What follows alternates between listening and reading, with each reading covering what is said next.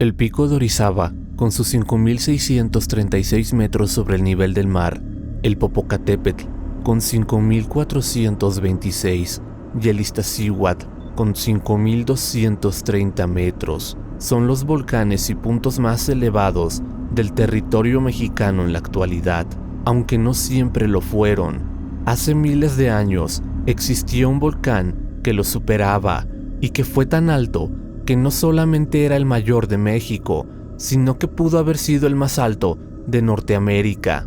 Sin embargo, algo le ocurrió y parte de este volcán desapareció. Entonces, ¿qué fue lo que le pasó y de qué volcán se trataba?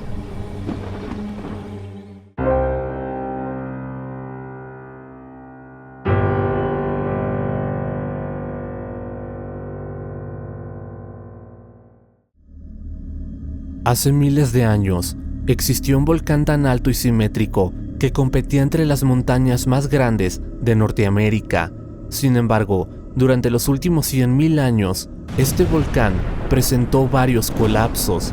La primera vez ocurrió hace unos 100.000 años y creó avalanchas de escombros devastadoras, arrasando con todo lo que se encontraba hacia el sur del volcán a más de 35 kilómetros de distancia, y nuevamente a más de 55 kilómetros hacia el sur durante el segundo colapso, que ocurrió hace unos 40.000 años.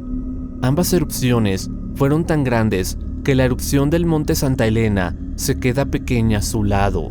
Incluso la erupción del Vesubio del año 79, que destruyó a la famosa ciudad de Pompeya, fue considerablemente menor. Tras estas erupciones plinianas, la parte sur del volcán desapareció, perdiendo su forma casi perfecta. Sin embargo, esto volvió a repetirse. Hace unos 21.000 a 22.000 años ocurrió otra erupción pliniana que creó columnas de ceniza de hasta 27 kilómetros de altura. Este evento tuvo un volumen de 2.3 kilómetros cúbicos, lo que significa que fue mayor, aunque similar, a la gran erupción del Chichonal ocurrida en 1982 en Chiapas, México, y que se cobró alrededor de 2.000 vidas, destruyendo varios poblados. Nuevamente, hace 12.000 años ocurrió otra erupción pliniana similar, y finalmente, hace 10.500 años ocurrió la erupción que acabó por destruir al volcán. Esta inició con una columna eruptiva de 25 kilómetros de altura y que fue seguida por otras mucho más grandes de 39, 42 y 28 kilómetros de altura. La ceniza de estos eventos se dispersó principalmente hacia el noreste, mientras que los flujos y las oleadas piroclásticas afectaron extensas zonas, destruyendo lugares lejanos, incluso afectando la zona donde ahora se encuentra Toluca. Este evento tuvo un volumen de poco más de 14 kilómetros cúbicos, similar a Pinatubo. Esto es lo que se denomina como una erupción ultrapliniana, lo que la convierte en una de las erupciones más grandes que han ocurrido en México durante el Holoceno, al lado de la erupción del Ceboruco, ubicado en Nayarit. Y es también una de las 100 mayores erupciones que han ocurrido en los últimos 11.000 años a nivel mundial. Tras este impresionante cataclismo, lo que antes era el volcán más alto de México y posiblemente de toda Norteamérica, terminó por ser destruido, y en donde antes se encontraba su cima, quedó una gran caldera de 2 por 1,5 kilómetros y que fue rellenada por enormes glaciares que poco a poco fueron desapareciendo, dando paso a otra erupción hace 9.100 años, la cual creó un domo dacítico conocido como el ombligo y que aún en la actualidad sigue existiendo. Finalmente, el volcán volvió a producir una última gran erupción hace unos 3.200 años, unos 100 años antes de la última gran erupción de la Malinche, otro volcán sumamente explosivo. Una vez que pasaron todas estas erupciones, el volcán consiguió su forma actual y fue bautizado como el Chinantecatl, o más conocido como el Nevado de Toluca. Este pudo haber sido el volcán más alto de México y de Norteamérica, ya que se estima que su altura era de entre 5.500 y poco más de 6.000 metros sobre el nivel del mar. Y aunque muchas veces se lo llega a ver como un volcán extinto, la realidad es que este volcán aún es capaz de volver a entrar en erupción, lo que en el peor de los casos sería algo bastante peligroso, ya que como puedes ver, es un volcán que suele ser mucho más explosivo que el Popocatépetl. Entonces, ¿qué pasaría si este volcán despertara y generara una nueva erupción ultrapliniana en la actualidad?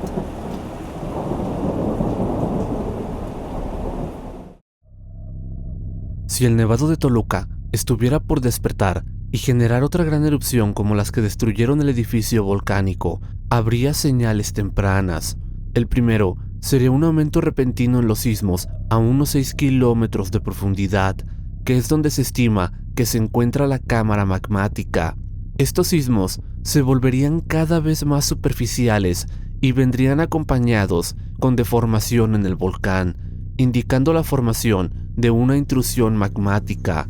En este punto, el Nevado de Toluca se convertiría en noticia y el semáforo de alerta pasaría a amarillo, aunque debido a que la mayor parte de las intrusiones magmáticas no terminan en erupciones, no habría evacuaciones. Solo se prohibiría el ascenso al volcán y se declararía una zona de exclusión a la que nadie podría acercarse. Esta zona podría variar según se requiera, pero seguramente al inicio estaría limitada al cráter para evitar afectar a las poblaciones o estructuras cercanas. Sin embargo, la intrusión continuaría y los sismos seguirían aumentando hasta que un día se presentarían cambios en la temperatura de la Laguna del Sol y la Luna, que suelen tener temperaturas de entre 4 y 12 grados centígrados. Y tras esto, el volcán empezaría a presentar importantes exhalaciones de gas mientras la cima se sigue inflando. Todos estos síntomas harían que la situación se deba tomar mucho más en serio por las autoridades, por lo que se empezaría a hablar sobre los peligros que representa este volcán. Esto para concientizar a la población debido a la alta probabilidad de una erupción en las siguientes semanas. Un día, el volcán entraría en erupción. Este primer evento sería de tipo freatomagmático, por contacto con el agua presente en el cráter, siendo una erupción muy violenta, rápida y que podría generar flujos piroclásticos que descenderían principalmente hacia los lados este y norte del volcán. Esto provocado por la destrucción del domo El Ombligo, que se encuentra en medio de ambas lagunas. Debido a la magnitud de este primer evento, el semáforo de alerta volcánica podría subir a rojo. Esto significa alarma, por lo que algunas poblaciones cercanas deberían ser evacuadas, pero debido a la gran cantidad de personas que viven alrededor, muchos lugares no serían evacuados aún, por lo difícil que sería.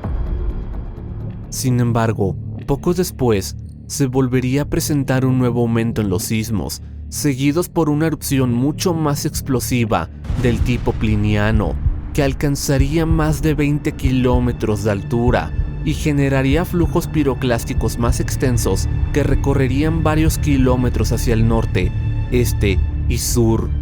En el peor escenario, estos flujos se moverían a más de 9 kilómetros de distancia, lo que pondría en peligro a lugares como Santa Cruz y San Miguel Valderas. La afectación que dejaría una erupción de esta magnitud y la alta actividad que seguiría durante las horas y días siguientes provocarían que las evacuaciones se extendieran de miles a cientos de miles de personas. Incluso podría evacuarse a más de 1 millón si se toma en cuenta todas las poblaciones que se encuentran a más de 55 kilómetros al sur y a unos 15 kilómetros al este, que son los lugares por donde han pasado flujos y avalanchas de escombros. Evacuar a un número tan alto de personas sería muy difícil llegado a este punto, por lo que mientras la gente sigue saliendo, podrían ocurrir más erupciones plinianas, afectando nuevamente a estos lugares y a las personas que se encuentren en las calles. La caída de ceniza sería muy severa en Toluca, e incluso causaría afectaciones en toda la Ciudad de México. En estos lugares, el aire se contaminaría, por lo que no sería recomendable salir a la calle, principalmente para personas con problemas respiratorios. La ceniza podría causar apagones y contaminación en el agua. Entonces, tras varias erupciones plinianas, ocurriría la gran erupción. La columna eruptiva se elevaría hasta los 42 kilómetros de altura, tal y como ocurrió hace 10.500 años, y se extendería varios cientos de kilómetros, siendo visible en los cielos de la Ciudad de México, donde también se escucharían fuertes explosiones provenientes del volcán. Incluso estas ondas de choque podrían ser audibles en lugares tan lejanos como Guadalajara y al otro lado hasta Oaxaca. Tras varias horas en erupción, toda esta zona quedaría en penumbras, mientras la columna eruptiva colapsaría, generando nuevos flujos piroclásticos más extensos que podrían destruir lo que quede de Santa Cruz y San Miguel Valderas, así como San Francisco Putla, Zaragoza de Guadalupe, San Pedro Tlanixco, San Bartolomé Atlatlauca, así como a todas las poblaciones a más de 55 kilómetros al sur y sureste. Esto si el volcán vuelve a presentar más colapsos, como ya lo ha hecho en erupciones anteriores, lo que generaría una nueva avalancha de escombros. Por su parte, los flujos piroclásticos también se dirigirían hacia el norte y noreste, acercándose peligrosamente hacia la ciudad de Toluca. Después de varias horas, la erupción perdería fuerza y poco a poco se detendría por un tiempo, pero la devastación que dejaría sería algo nunca antes visto, principalmente debido a la gran cantidad de poblaciones que hay en las zonas de mayor riesgo.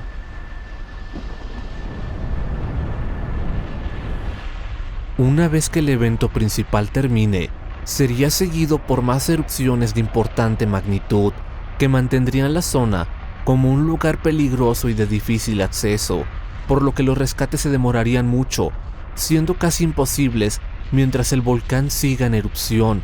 Además, la situación también sería grave en la capital, debido a que la caída de ceniza sería de varios centímetros, haciendo que la ayuda deba venir de lugares más lejanos y se tarde aún más.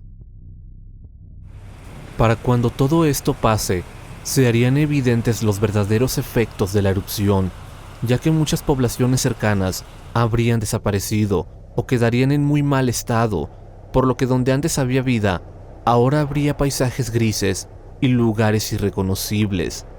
En los días siguientes, meses y años, las lluvias producirían lahares en lugares mucho más extensos, destruyendo y afectando a más poblaciones durante largos periodos de tiempo, y nadie volvería a habitar la zona en años.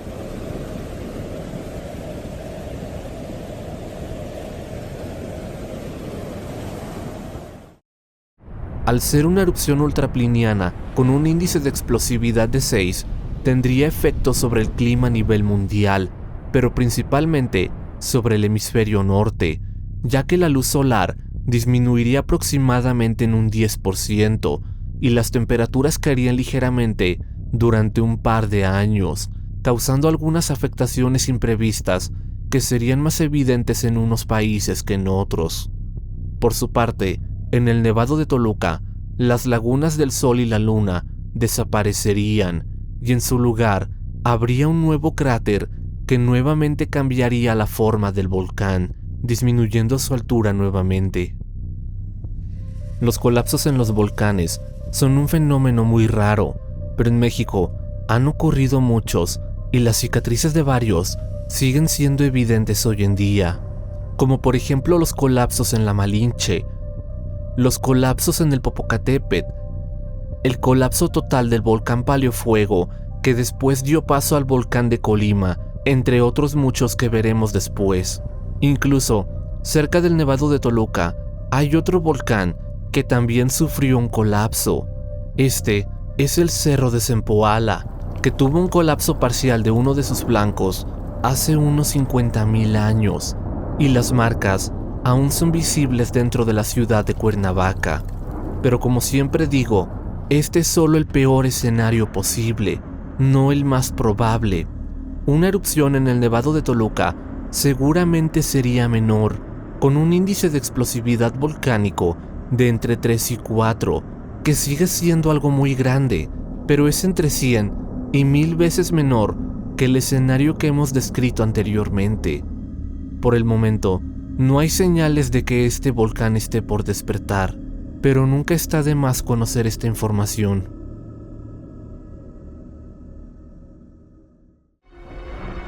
Esto ha sido lo que pasaría si el Nevado de Toluca produjera una gran erupción ultrapliniana, y aunque algo así sería un desastre nunca antes visto, muy similar a lo que pasaría si la Malinche despertara, hay otros volcanes en México que han producido erupciones más masivas en el pasado, como el volcán del Bosque de la Primavera, ubicado cerca de Guadalajara, y que a veces se lo suele llamar como el supervolcán de la primavera. Pero también hay otro volcán de gran tamaño entre Puebla y Veracruz. Este es el supervolcán Los Humeros, que se formó en una gran erupción ultrapliniana, mucho más masiva que la erupción más grande del Nevado de Toluca.